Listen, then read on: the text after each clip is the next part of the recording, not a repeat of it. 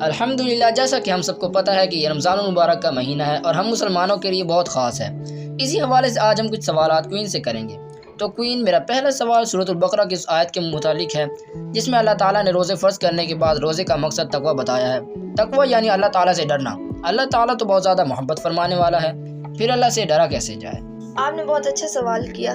جب میں نے یہ آیت پڑھی تو میرے دماغ میں بھی یہی سوال آیا تھا۔ جیسا کہ آپ اور میں جانتے ہیں کہ اللہ تعالیٰ کا نام الودود ہے، یعنی بہت زیادہ محبت فرمانے والا۔ اللہ تعالیٰ مجھ سے اتنی زیادہ محبت کرتا ہے نا کہ اس نے مجھے اتنا پیارا دین یعنی اسلام دی ہے۔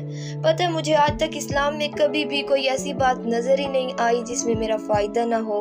ہم مسلمان ہو کر اللہ پر احسان نہیں کرتے اور نہ ہی اللہ تعالیٰ کو اس کی ضرورت ہے۔ یاد رکھیے گا، اسلام میری ضرورت ہے اور آپ کی بھی، اور یہ اللہ کا ہم سب پر احسان ہے۔ اللہ تعالیٰ کو مجھ سے اتنی زیادہ محبت ہے کہ اللہ کو یہ بالکل بھی نہیں پسند کہ کوئی مجھے نقصان پہنچائے یا آپ کو نقصان پہنچائے یا میں خود کو نقصان پہنچاؤں۔ اور جب ہم گناہ کر رہے ہوتے ہیں نا تو اصل میں ہم خود کو نقصان پہنچا رہے ہوتے ہیں یا کسی اور کو نقصان پہنچا رہے ہوتے ہیں۔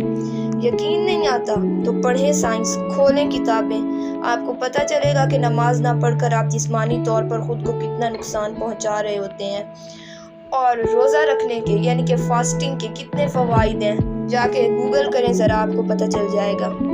دیکھیں، جب ہم اپنے اوپر ظلم کر رہے ہوتے ہیں نا تو پھر اللہ تعالیٰ انسان کو جہنم میں ڈالتا ہے۔ اب آپ کو میری بات سمجھ آئی ہوگی کہ اللہ تعالیٰ نے ہمیں ڈرنے کو اس لیے کہا ہے کہ جب ہم اپنے آپ پر ظلم کرنے لگیں تو ہمیں ڈر ہو کہ ہم آگ میں ڈالے جائیں گے، اور اس ڈر سے ہم وہ ظلم خود پر نہ کریں۔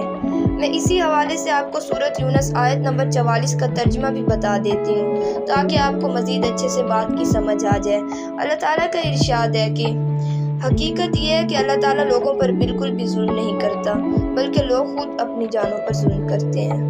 میرا اگلا سوال یہ ہے کہ وہ کون سی چیزیں جو سحری میں کھائی جائیں تو زیادہ پیاس لگتی ہے؟ پیک شدہ جوسز اور کیفین والے مشروبات یعنی کہ چائے اور کافی سے سحری کے وقت پرہیز کرنا چاہیے۔ اس کے علاوہ بہت زیادہ نمکین اور میٹھی چیزیں سحری کے وقت بالکل بھی نہیں کھانی چاہیے۔ اس طرح کے کھانے پانی کی کمی کی وجہ بن سکتے ہیں اور آپ دن میں پیاس محسوس کر سکتے ہیں، جو کہ آپ میں سے زیادہ تر لوگ بالکل بھی نہیں چاہتے، اور سحری کے وقت اچار اور چٹنی وغیرہ بھی نہیں کھاتے۔ اتنی ساری چیزوں سے پرہیز میں نے انہی لوگوں کو بتائی ہے کہ جو چاہتے ہیں کہ ہمیں روزے میں پیاس نہ لگے۔ پرسنلی اسپیکنگ، مجھے تو روزہ رکھنے کا مزہ ہی اس وقت آتا ہے جب مجھے زیادہ ساری بھوک اور پیاس لگتی ہے، تبھی تو پتہ چلتا ہے کہ تقویٰ کیا ہے۔ دیکھیں، رمضان خوشیوں کا مہینہ ہے، اس کو انجوائے کریں جیسے کہ میرے نبی کریم صلی اللہ علیہ وآلہ وسلم کیا کرتے تھے۔ رمضان کا سب سے اہم کام یہ ہے کہ آپ نے رمضان میں اپنے گول سیٹ کیے ہوں کہ اس وقت میں نے قرآن پڑھنا ہے، اس وقت تسبیح پڑھنی ہے، کہ رمضان آ گیا ہے تو روزے میں بالکل بھی غیبت نہیں کرتے، آپ کو پتہ ہونا چاہیے، اور آپ کو پتہ ہو کہ میں نے کس کی مدد کرنی ہے اس رمضان شریف میں، اور افطاری سے پہلے کون کون سی دعائیں کرنی ہیں، اس مہینے میں آپ نے کون سی ایسی بری عادت چھوڑنی ہے جو کہ اللہ تعالیٰ کو نہیں پسند اور آپ میں ہے، اور آپ نے کون سی اچھی عادت اپنانی ہے۔ آپ کو یہ خود سے سوال پوچھ لینے چاہیے تھے رمضان آنے سے پہلے ہی، لیکن اب بھی بہت زیادہ دیر نہیں ہوئی۔ اپنے رمضان گول سیٹ کریں اور ان پر عمل کرنے کی کوشش آج سے شروع کر دیں۔ اگر آپ نے رمضان کا مہینہ بھی باقی مہینوں جیسا گزار دیا تو پھر آپ سے بڑا ان لکی انسان اور کون ہوگا۔ رمضان میں صرف روزہ رکھ کر پورا دن سوتے نہیں رہتے، اور اگر آپ روزہ رکھنے کے باوجود غلط کام نہیں چھوڑ رہے تو پھر آپ کو تو وہ حدیث سن ہی لینی چاہیے۔